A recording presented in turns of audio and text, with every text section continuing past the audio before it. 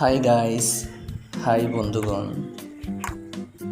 আমরা আমাদের বাসার হাঁড়ি, পাতিল, কড়াই দীর্ঘদিন ব্যবহারের কারণে তৈলাক্তময় ময়লা জমে থাকে। এই ময়লাগুলো হাতে ঘষা মাজা করে পরিষ্কার করার ভয়ে আমরা পরিষ্কার করতে চাই না। এই ময়লাগুলো এত সহজে যে পরিষ্কার করা যায় অনেকে আমরা বিশ্বাস করি না। আগুনে ফোড়ানোর মাধ্যমে কড়াইটি প্রথমে আগুনে ফোড়ানোর জন্য চুলার উপরে বসিয়ে দিলাম। দীর্ঘক্ষণ ফোড়ানোর পর দেখা যাচ্ছে একটু একটু করে ময়লা সরে যাচ্ছে কড়াই থেকে। এতে ছাইয়ের মতো হয়ে পুড়ে আস্তে আস্তে জ্বলে যাচ্ছে।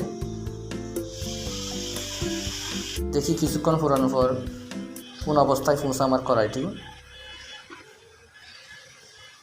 এই তো আস্তে আস্তে করে একটু একটু এই যে আমার কড়াইতে আগুন লেগে গেছে। এটা আসলে কড়াই ফুটতেছে না, কড়াইয়ের পাশে লেগে থাকা তৈলাক্তময় ময়লাগুলো পুড়ে যাচ্ছে। পুরোপুরি দেখা যাচ্ছে যে অনেকটাই পরিবর্তন হয়ে গেছে, পরিষ্কার হয়ে গেছে আমার কড়াইটি। ময়লাগুলো ছাইয়ের মতো হয়ে পুড়ে ছাইয়ের মতো হয়ে একসাথে এক পাশে পড়ে আছে। দেখি আর কিছুক্ষণ পোড়ানোর পর কতটুকু পর্যন্ত পরিবর্তন হয়।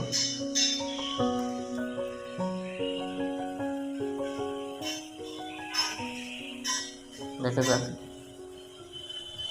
এভাবে আধা ঘন্টা পোড়ানোর পর দেখা যাচ্ছে পুরোটাই পরিষ্কার হয়ে গেছে।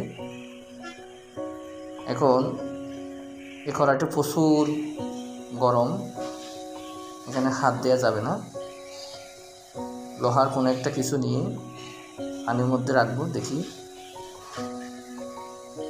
সামনের অংশ এবং পিছনের অংশ কতটুকু পরিবর্তন হয়েছে বা কতটুকু পরিষ্কার হয়েছে। দেখা যাচ্ছে যে পিছনের দিকে পরিবর্তন হয়ে গেছে, অর্থাৎ পরিষ্কার হয়ে গেছে। একটু হয়তো কষা দিলে পুরোটাই পরিষ্কার হয়ে যাবে। আমার এই পদ্ধতি ব্যবহার করে যদি কোনো কেউ উপকৃত হয়ে থাকে তাহলে আমার চ্যানেলটি সাবস্ক্রাইব করবেন। আল্লাহ হাফেজ।